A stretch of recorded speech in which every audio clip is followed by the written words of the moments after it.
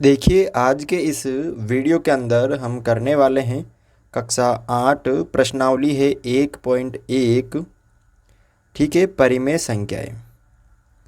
इसमें क्या है कि प्रश्न नंबर जो 7 है कक्षा 8 का, ये बताइए कौन से गुणधर्म गुण की सहायता से आप ये जो आपको क्वेश्चन दे रखा है के रूप में अभिकलन करते हैं। ये जो आपको क्वेश्चन दे रखा है इसको किस गुणधर्म की सहायता से आप इसको क्या करोगे, सरल करोगे, ये आपको इसमें बताना है। तो इसको ध्यान से देखो कैसे हम इसको करेंगे। यहाँ पे आपको दे रखा है 1/3 गुणा 6 गुणा 4/3 फिर को बराबर 1/3 गुणा 6 इंटू 4/3। ठीक है, अब क्या करना है, इसको किस गुणधर्म की सहायता से आप इसको सरल कर सकते हो। तो यहाँ पे देखो, ये इसको अगर मैं a मान लेता हूँ गुणा इसको मैं b मान लेता हूँ गुणा इसको मैं c मान लेता हूँ बराबर वापस ये हो गया आपके a गुणा b फिर ये गुणा वापस c। तो यहाँ पे आप देखते हैं कि ये जो गुण है वो है आपका सहचारिता का। किसका गुण है ये? सहचारिता का। तो आप यहाँ पे कह सकते हो कि ये जो क्वेश्चन है इसको हम सहचारिता का जो गुणा का गुणधर्म है उसकी सहायता से हम इस क्वेश्चन को सरल कर सकते हैं। तो आप यहाँ पे लिख सकते हो कि गुणा के लिए सहचारिता गुणधर्म द्वारा। ठीक है ना, ये आपके क्या होगा, इसका उत्तर होगा। गुणा के लिए सहचारिता का जो गुणधर्म है वो उसकी सहायता से हम इसको सरल करेंगे। क्वेश्चन नंबर 8 है इसका, क्या -1 सही 1/8 का जो गुणात्मक प्रतिलोम 8/9 है, अगर ये इसका गुणात्मक प्रतिलोम 8/9 है तो क्यों है अथवा क्यों नहीं। क्वेश्चन को समझो आप। दे रखा है कि ये जो माइनस का 1 सही 1/8 का जो गुणात्मक प्रतिलोम अगर 8/9 है तो क्यों है, और अगर ये 8/9 इसका गुणात्मक प्रतिलोम नहीं है तो क्यों नहीं है। तो देखो इसको हम सरल कैसे कर सकते हैं। 8 एकम 8, 8 और 1 9, 9/8 और ये माइनस का हो गया क्योंकि ये माइनस की संख्या है, माइनस का 9/8। और आपको पता है कि गुणात्मक प्रतिलोम क्या होता है। गुणात्मक प्रतिलोम का मतलब होता है कि इस -9/8 को मैं किस संख्या से गुणा करूं कि उसका जो मान है वो 1 प्राप्त हो जाए। तो यहाँ पे देखो कि मैं इसको 8/-9 से क्या करूँगा, गुणा करूँगा, तब जाके क्या हो जाएगा, 1 हो जाएगा। यही गुणात्मक प्रतिलोम का मतलब है। तो जब भी हम गुणात्मक प्रतिलोम ज्ञात करते हैं तो उस संख्या का क्या कर देते हैं, उल्टा कर देते हैं। तो यहाँ पे हमारी जो संख्या थी वो थी -9/8। अब इसका गुणात्मक प्रतिलोम क्या होगा, -8/9 होगा। लेकिन यहाँ पे क्या दे रखा है, ये +8/9 दे रखा है। तो आप कह सकते हो कि अतः -1 सही 1/8 का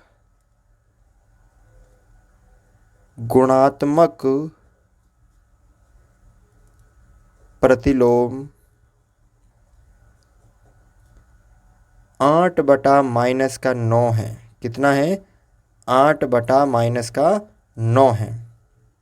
ठीक है, तो आप कह सकते हो कि -9/8 का गुणात्मक प्रतिलोम 8/9 नहीं है। 8/9 नहीं है क्योंकि जब हम -9/8 को 8/9 से गुणा करते हैं तो वो 1 के बराबर नहीं आ रहा है। 1 के बराबर होना चाहिए। गुणात्मक प्रतिलोम का मतलब क्या है कि उसका 1 के बराबर होना चाहिए गुणा करते समय। तो ये इसका क्या होगा, उत्तर होगा। क्वेश्चन नंबर 9 देखो यहाँ पे, क्या 3 सही 1/3 का गुणात्मक प्रतिलोम जो है 0.3 है? अगर है तो क्यों है और नहीं है तो क्यों नहीं है, ये आपको इसमें बताना है। अगर ये जो 3 सही 1/3 है, इसका अगर गुणात्मक प्रतिलोम 0.3 है तो क्यों है, और अगर नहीं है तो क्यों नहीं है। तो पहले इसको सरल कर लेते हैं। इसमें क्या दे रखा है, 3 3 9 और 1 10, 10/3। ठीक है। अब हमें पता है कि गुणात्मक प्रतिलोम क्या होता है, जो आपको संख्या दे रखी है उसका उल्टा। तो 10/3 का हो जाएगा 3/10 बराबर 1 आ रहा है। ठीक है। तो यहाँ पर जब हम इस 10 का भाग 3 में देंगे तो आपको पता यही उत्तर आएगा ना। यानी अतः 3 सही 1/3 का गुणात्मक प्रतिलोम 0.3 या 3/10 है। यही होगा।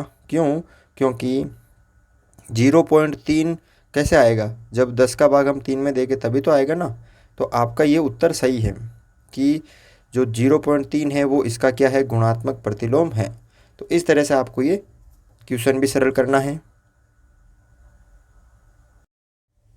अगला जो क्वेश्चन है, क्वेश्चन नंबर 10, क्या दे रखा है कि ऐसी परिमेय संख्या जिसका कोई व्युत्क्रम नहीं है। आपको क्या करना है, ऐसी परिमेय संख्या बतानी है जिसका कोई व्युत्क्रम नहीं है। क्या नहीं है, कोई भी उल्टा नहीं है उस संख्या का। ठीक है। तो यहाँ पर ऐसी कौन सी संख्या है जिसका कोई उल्टा नहीं होता है। तो आपको याद रखना है, इसका जो सही उत्तर होगा वो होगा 0। ठीक है ना। इसका जो उत्तर होगा वो होगा 0। क्यों? क्यों 0 का अगर हम 0/1 लिखते हैं तो 1/0 हम नहीं लिख सकते हैं, क्योंकि ये जो होता है वो अपरिभाषित होता है। ठीक है। तो आपको क्या याद रखना है कि 0 का आपके उल्टा यानी व्युत्क्रम नहीं होता है। दूसरा देखो यहाँ पे, परिमेय संख्याएं जो अपने व्युत्क्रम के समान हैं। ऐसी परिमेय संख्या आपको बतानी है जो अपने व्युत्क्रम अगर उनका उल्टा करे तो वो ही आए वापस। तो दूसरा यहाँ पे देखो, दूसरे का जो है उत्तर, जैसे 1 का उल्टा वापस 1 ही होगा ना। 1 का व्युत्क्रम वापस 1 और -1 का वापस -1। तो ये आपको याद रखना, एक तो 1 और एक -1। तीसरा देखो यहाँ पे, जो तीसरा क्वेश्चन है कि परिमेय संख्या बतानी है आपको जो अपने ऋणात्मक के समान है। ऐसी परिमेय संख्या बतानी है कि उसका प्लस भी सही जो सेम है और माइनस भी सेम है, तो उसका भी वो होता है 0। ठीक है। मतलब ऐसी परिमेय संख्या बतानी है जिसका प्लस और माइनस की दोनों एक समान हो। जैसे यहाँ पे 1 प्लस का है तो 1 ये माइनस का हो गया। तो 0 न तो प्लस का होता है न माइनस का होता है। तो ये अगर प्लस में है तो प्लस में होगा, अगर माइनस में है तो माइनस में होगा। ये दोनों में काउंट होता है, इसलिए इसको चिन्ह से नहीं दर्शाते हैं। क्वेश्चन नंबर 11 देखो यहाँ पे, रिक्त स्थानों की पूर्ति कीजिए। किसकी पूर्ति कीजिए? रिक्त स्थानों की पूर्ति कीजिए। शून्य का व्युत्क्रम है, शून्य का जो व्युत्क्रम है वो आपको बताना है। शून्य यानी 0 का जो व्युत्क्रम है वो आपको बताना है। तो याद रखना है कि शून्य का व्युत्क्रम नहीं होता है। क्या होता है? शून्य का व्युत्क्रम होता ही नहीं है। दूसरा क्या है? संख्याएं खाली जगह तथा खाली जगह स्वयं के व्युत्क्रम है। अभी हमने क्या था, जो दूसरा क्वेश्चन है कि 1 व -1 स्वयं के क्या है? व्युत्क्रम, यानी उल्टे हैं। जब 1 को वापस करेंगे उल्टा तो वापस 1 ही आएगा, और -1 को जब व्युत्क्रम करेंगे तो -1 ही होगा। तीसरा, -5 का व्युत्क्रम। तीसरा जो है -5 का व्युत्क्रम, -5 का व्युत्क्रम, तो 5/1 हो गया माइनस का व्युत्क्रम। व्युत्क्रम कैसे करेंगे? 1/-5, 1/-5। ठीक है, आगे देखो। चौथा क्वेश्चन 1/x का व्युत्क्रम है। चौथा जो क्वेश्चन है 1/x, तो इसका उल्टा क्या हो जाएगा? 1/x है तो x हो जाएगा। क्या हो जाएगा इसका? x हो जाएगा। अगला है कि दो परिमेय संख्याओं का गुणनफल हमेशा क्या होता है? परिमेय संख्या होता है। दो परिमेय संख्याओं का गुणा हमेशा क्या होता है? परिमेय संख्या। फिर एक किसी धनात्मक परिमेय संख्या का व्युत्क्रम, कोई प्लस वाली संख्या जैसे प्लस का 5 है, इसका जो व्युत्क्रम होगा वापस धनात्मक ही होगा। तो ये आपको इसमें लिखना है धनात्मक। ठीक है, तो इस तरह से आपको ये क्वेश्चन सरल करने हैं। वीडियो अच्छा लगा, वीडियो को लाइक और चैनल को सब्सक्राइब ज़रूर करें।